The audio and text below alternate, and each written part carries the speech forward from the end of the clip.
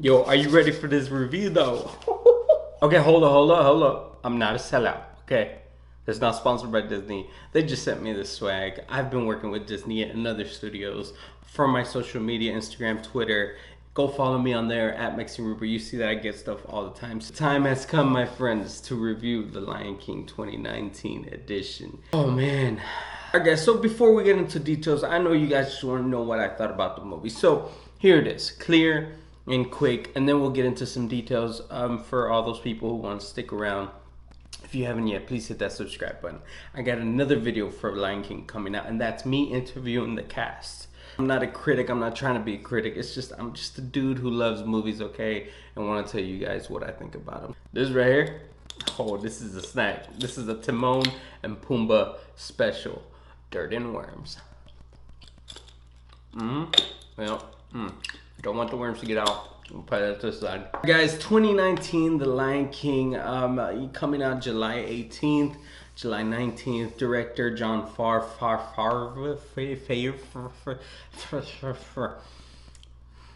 the guy from Iron Man. With an amazing cast like Donald Glover, Beyonce, Seth Rogen, Billy Eichner,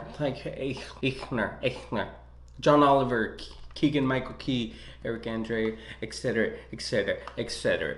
Here we go, guys. Right off the bat, I love the movie. I thought it was great. The animation was incredible, and I know you've seen this already, but it is amazing the type of animation that they did on this movie. Timon and Pumbaa, especially when I first saw them, I was like, ew, oh my god, nightmares, no. But seeing the movie, seeing how they act, seeing how they're animated, it just makes sense and it works. Should you watch this movie? Yes, you should. Especially if you're a Lion King fan. And especially if you're a Disney fan. It's just a Disney classic. Let's jump into some details, guys. First of all, the opening classic scene. It's great. Shot by shot, just like the original. The song comes up and it just gives you goosebumps. The only thing I had about the opening scene is they're doing some kind of focus thing where the focus is going to different distances, focusing on different things on the screen, and it was changing a little bit too much. I don't know. It was bothering me a little bit. Mufasa, James Earl Jones, of course he had to do that role. Nobody else can do the voice like him. And I can tell you this, the voice did change from the original. There's a little tone difference. I don't know if that was in production. I don't know if just that's his age. But there was a little bit noticeable change. But it's still the voice. Small Simba was great, just like the one from the animated series. He was always trying to be bigger than what he actually was. He was trying to be that king, but he wasn't ready.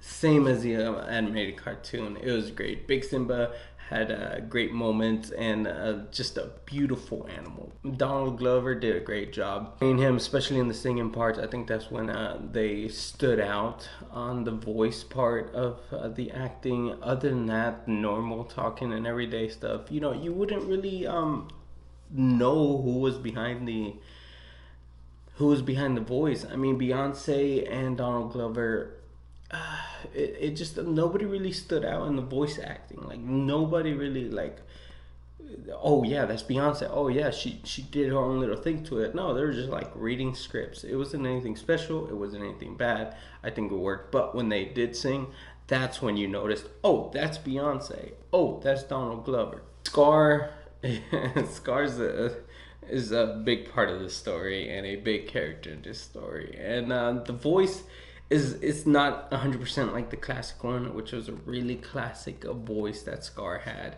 It's still great. I still liked it. I still enjoyed it. And there is a difference in Scar. Scar is a different character in this one. He still does the same stuff. The story doesn't change. Everything's still the same. But Scar in the animated series, he was more of a you know, evil, high class evil characters. Like, he looked better, he looked more clean cut, he had, you know, a little beard going on, so, you know, so you just could tell from the animated series he was a higher class, hierarchy, evil guy character. I don't know, but in this one, he's more of a rough and tough and get dirty. You can tell he's been beaten up. He's just worn down kind of lion, and he's a lot more rough and tough. And I think he looks more evil in this anime series than that, maybe because it looks more realistic. It's the way he acted, the way he talked, changed a little bit. I still enjoyed it. I still liked it. It's just a different type of scar you're gonna get. The iconic death scene, man, just leading up to it, you could just feel it. Here it comes. Here it comes. Mufasa's about to die. He's about to die, bro. Hey, bro, he's about to die. This is the one, bro. This is the one. And it was just like the animated series. The only difference I would say is in the animated series it looked bigger. Like it just looked like there was more animals stampeding, and it was higher up. And I was wondering how they were gonna do it, because I never understood really how Mufasa died. He fell, but what killed him? The fall or the running him over? Because the running him over would have dragged him, then he would have had broken limbs and broken pieces and flattened. You know, when a dead cat's been laying around for a long time, it looks really flat. But if it's just from the impact from falling, it would have been a high cliff. Timon and Pumbaa, man, they come into the show and they take it over. Like, really. Seth Rogen, Billy Eichner, I don't know how to say that name. They stole the show. They are hilarious. And what I loved about them is that they were making fun of the movie. They would poke them. They would like break the fourth wall without breaking the fourth wall. Instead of looking at the camera breaking the fourth wall, they would say comments to break the fourth wall. They would say comments that they know the audience would know and know what they're talking about. And I love that. And Seth Rogen really took over Pumbaa and made him his own. And especially with that laugh that Seth Rogen has, it's iconic. You'll know it, and you know what that laugh is, and it shows up in this character, and you know, you right away know that's Seth Rogen, even the way he talks. The songs in the movie, they were the songs. We know the songs. We love the songs, and they were there. There may have been a couple words added, a couple things changed, but overall the song was there. They were great. They were beautiful. I enjoyed it. The "Can You Feel the Love Tonight" song is there and beautiful, and but the iconic Nala scene where she's laying in the grass looking at Simba, teasing him with like, oh, I know I got you on my fingers. I mean, on my paws. That scene is not there. At least not done in that way. You know, they were tumbling and they fall. He falls on top of her, and then that scene happens. That doesn't happen in this movie. It happens more natural, and they're laying down, but in a more natural, laid down way, and not so on top of her. Is not the same, and it's not as iconic as the one from the animated series. The ending, there's no spoilers in this movie. There's no spoilers in this movie because you know what happens. Everything from the animated series happens in this one. It's just a refreshed version of The Lion King. That's what it is. It's a refreshed version of The Lion King. It's The Lion King refreshed to modern day. I want you guys to go see it. Just go check it out for yourself. It's fun. You're not gonna be disappointed. Don't be too picky, man. It's The Lion King. They're not gonna change anything too crazy. People will get mad if they change anything too crazy. People are gonna get mad if they don't change anything at all. I think they added a couple things in there to make it, a modern, fresh Lion King, and still overall same story. Let's go back and see the trailer, the original trailer, see the comments real quick, and see if there's anything I want to talk to you guys about it. If you're ready to tune out, go ahead. Just make sure you're subscribed and hit that thumbs up button for me if you enjoyed this review. And don't forget, I got that interview with the cast coming up next week.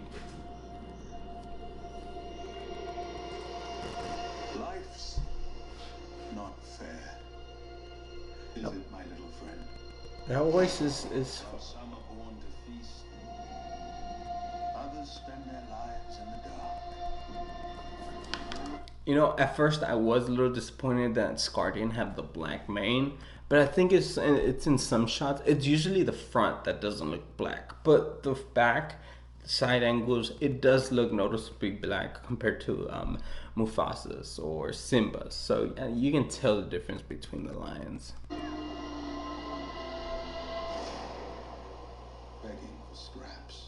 This shot right here is just wow. Like Scar looks like a mean beast here. The hyenas look realistic and just ugly and just crazy looking, like they should be.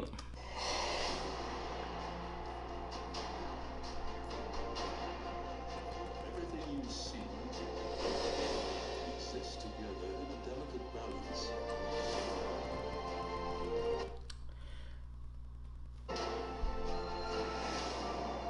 While others I was gonna say something, but never mind. a true king searches for what he can give.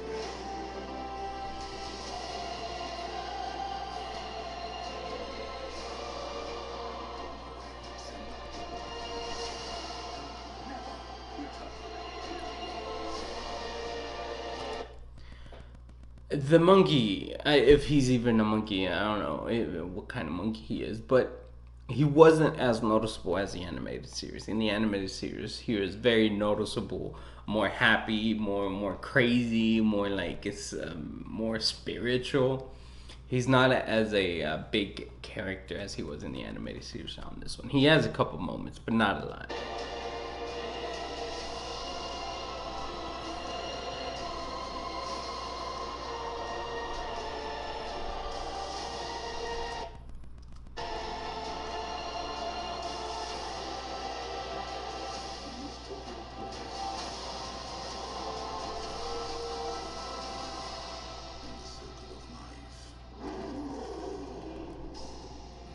Lion King, guys. I mean, it's great. It's the Lion King refreshed. It's what it is, and I'm not complaining. It is great. I loved it. Let's read the comments real quick just to see what's going on. 1994, kids going to the theaters to watch the newly released The Lion King and crying with their parents when Mufasa dies. Facts.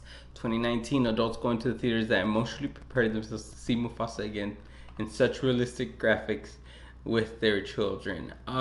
Yeah, that is true. I was ready. You could feel it coming.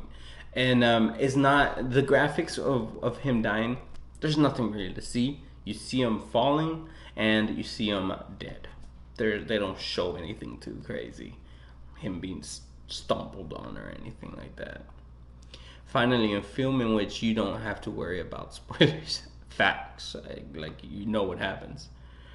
Rocket, are you crying? Thor, no. Thor, yes. Don't get that comment. This is gonna be the biggest 30-year-old festival ever. Don't get that comment either. Who are waiting to watch the legends Timon and Pumbaa on screen? Those who made our childhood awesome. Hakuna Matata. They really did make this movie awesome. This movie, they're gonna be a big part in it. Not gonna lie, this soundtrack still gives me chills and makes me get teary-eyed. I didn't get teary-eyed, but it gave me the feels, man. It gave me the feels. Yeah, and that's gonna be it, guys. I don't want this video to be too crazy long. Thank you guys for watching this. If you haven't yet, please subscribe, like I've said, and stay tuned for that video where I will be interviewing the cast. Let me know what kind of questions you want me to ask in the comment section below. Let me know what you're excited about this movie. What else you want to know? I'll be answering the comments down below. And stay tuned for more videos, guys. More reactions, more reviews, and just let's talk about movies. Let's enjoy movies and talk about what's coming up. So, guys, hit that thumbs up button. I'll see you guys soon. Appreciate y'all. Love y'all. Peace. Check it out. Ayy.